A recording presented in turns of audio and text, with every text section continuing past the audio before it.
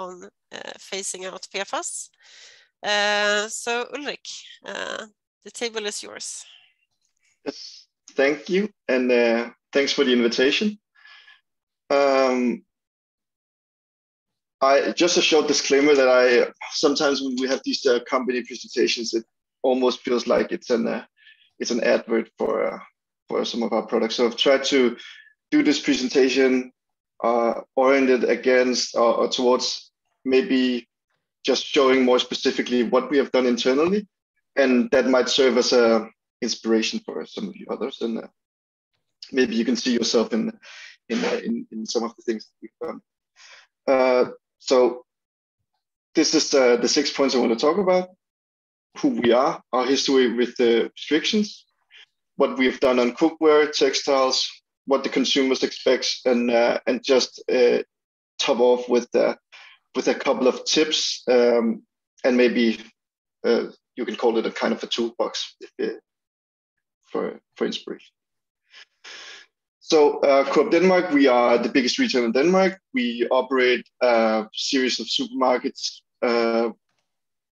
Most important part is that we market around 5,000 products in private label. And I think that also the slide that Martin showed, the variety of the spectrum of products that the PFAS might be present in is, we are probably covering 100% of all those products. We have, I think it's less than 1,000 now, but around 1,000 supermarkets covering our small country of 6 million.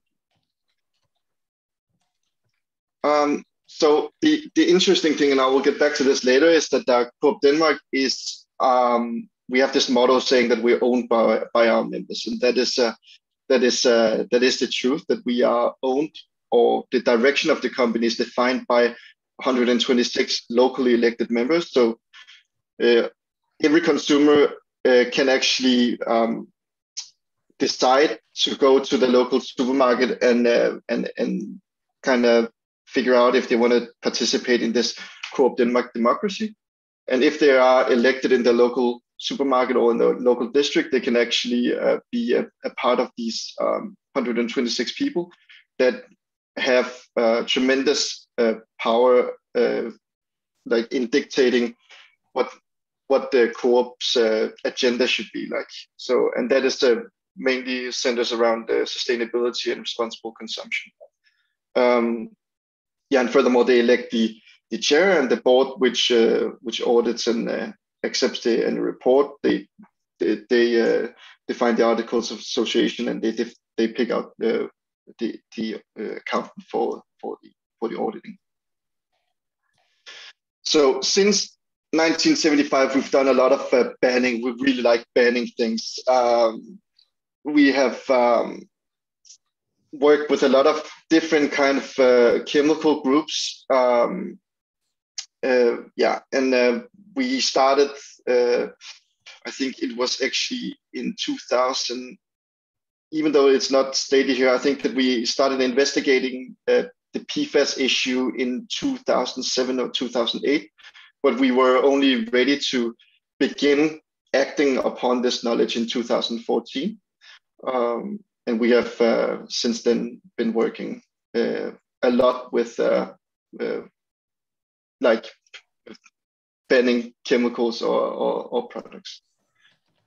So the first thing, and that is actually the most interesting thing, I was kind of thinking about what kind of perspectives I would give you, but the latest thing is that we've accelerated our ban on PFAS and private label food contact materials, and we had this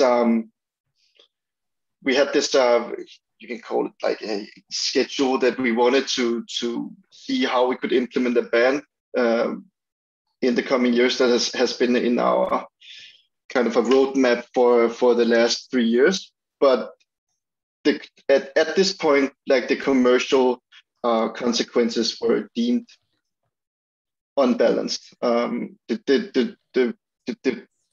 guess the fact is that the Danish market is for frying pans, specifically.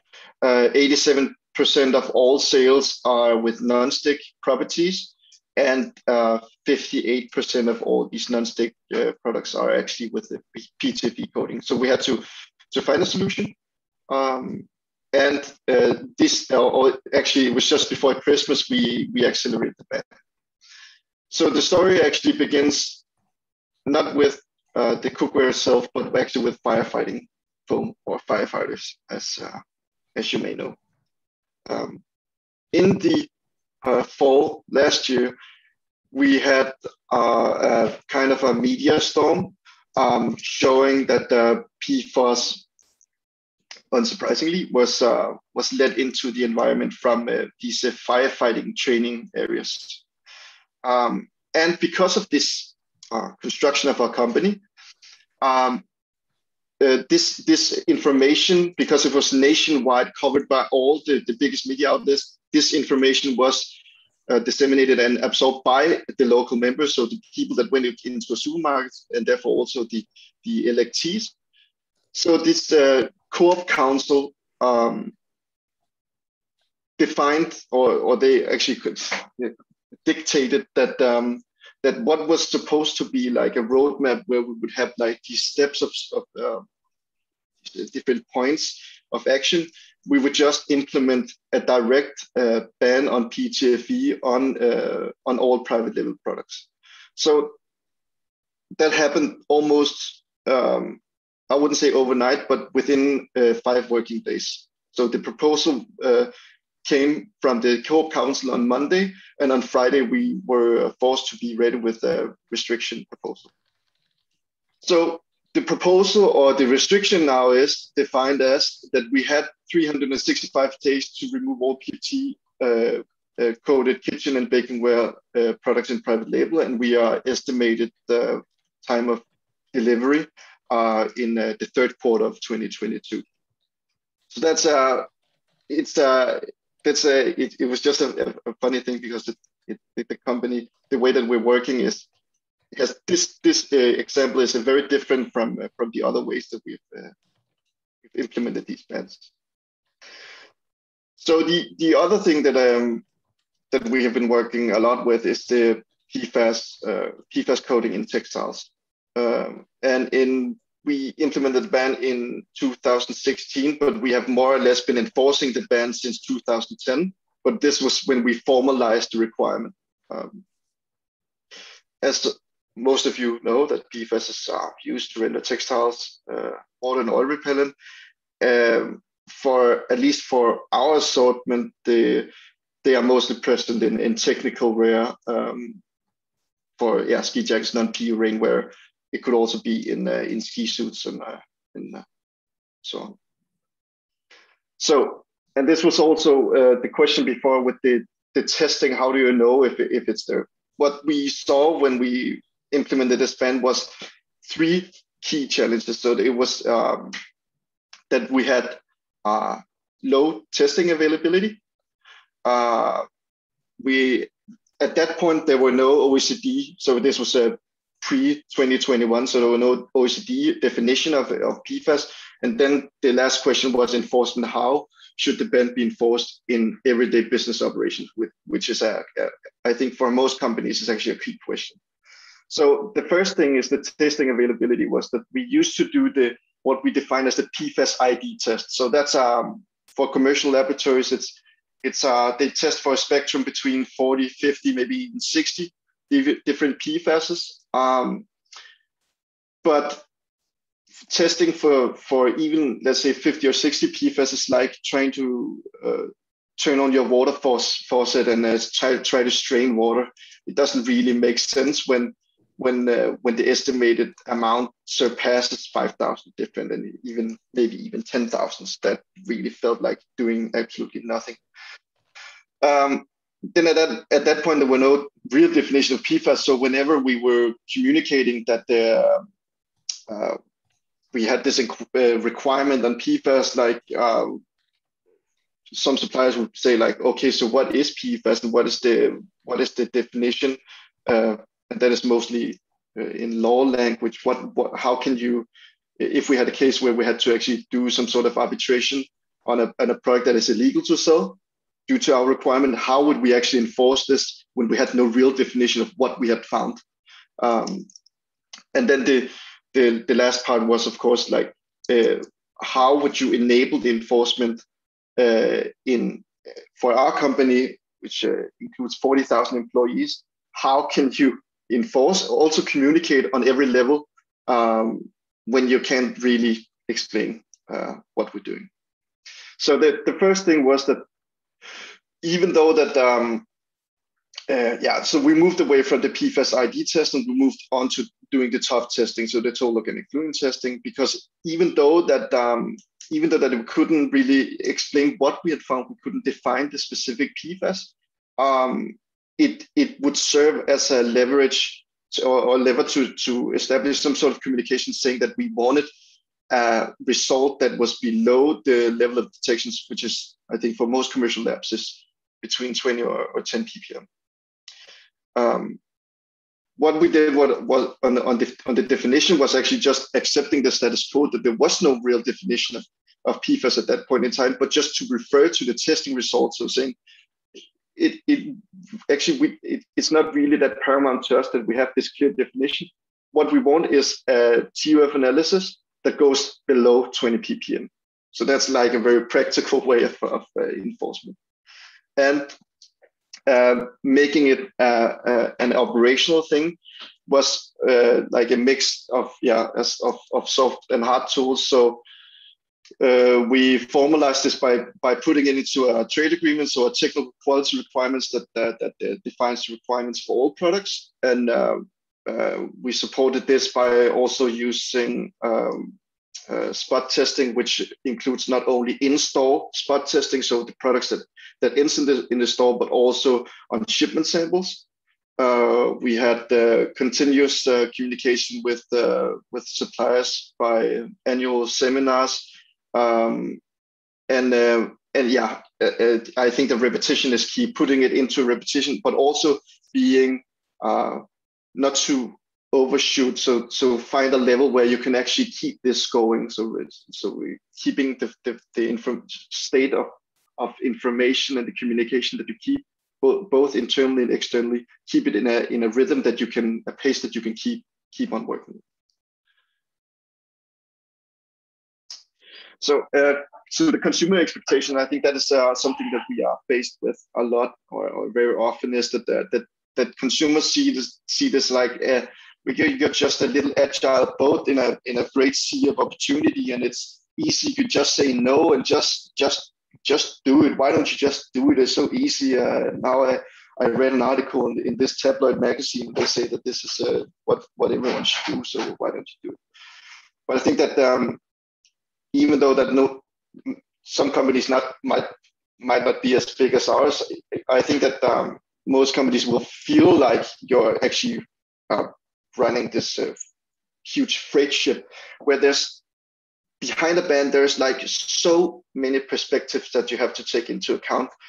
Everything from how does a ban correspond with a sourcing strategy, making it sustainable, making it operational. How do you do a sufficient onboarding, both internally and externally? If we remove these products, what should we substitute with?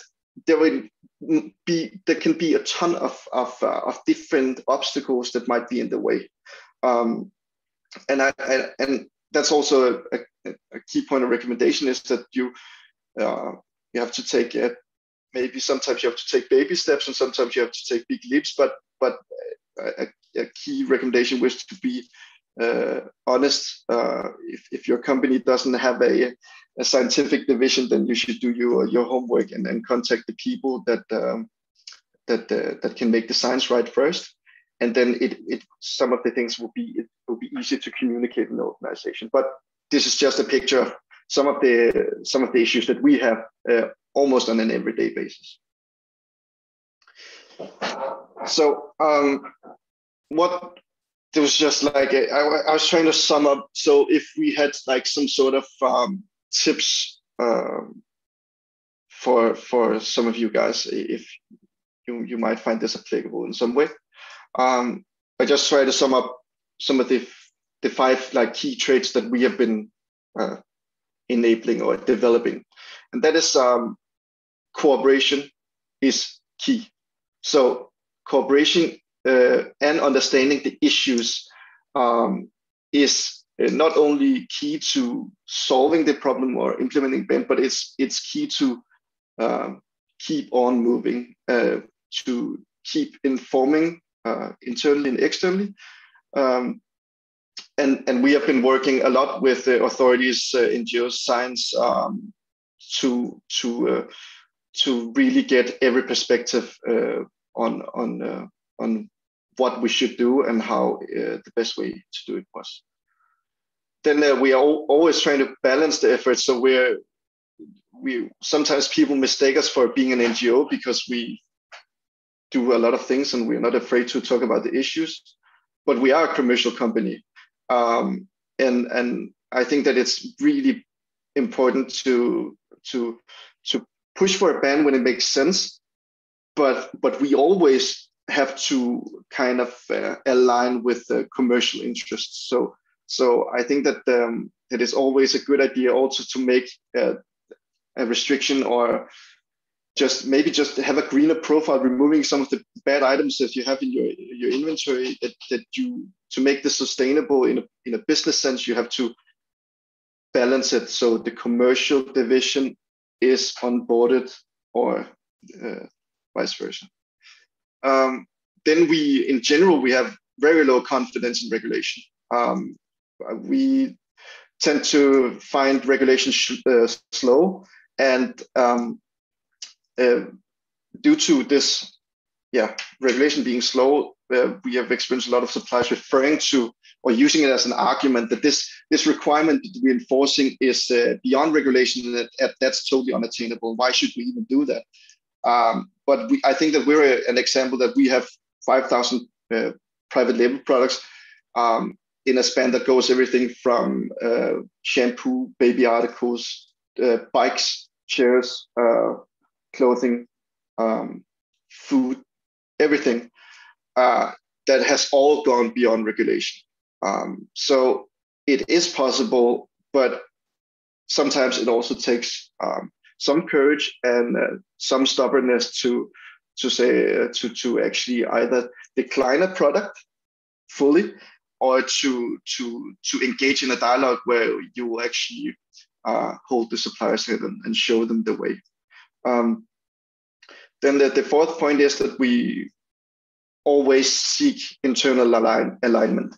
So when to make change sustainable, especially when acting proactively to regulation, it is also, as aforementioned, it is really paramount to have alignment internally. So the buyers, the procurement officers, the material specialists, the marketing people, and even the board of directors, it is or it has worked for us to make them understand the consequences and the story behind why you're doing it, why it's important for the company, but also why it's important to the consumers, for the everyday users.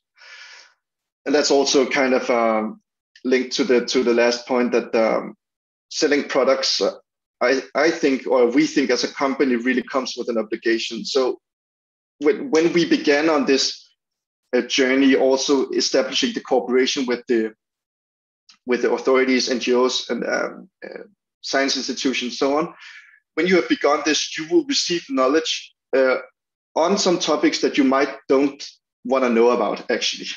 And I think that's a good thing, but the problem is that once you know some things, you cannot unknow them. So if you know something is bad, it's really hard not to investigate further how this is a bad thing, and what and how we are able to do something about it. Yes, and we also implemented a ban on cosmetics products, and that was not only in our private label assortment, but that was for all brands. We've done a chemical.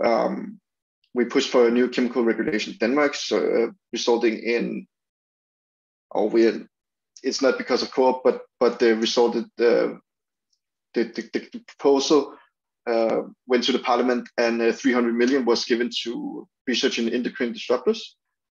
And we have a picture of Washington State, who adopted a ban on PFAS, holding a COOP Denmark popcorn case.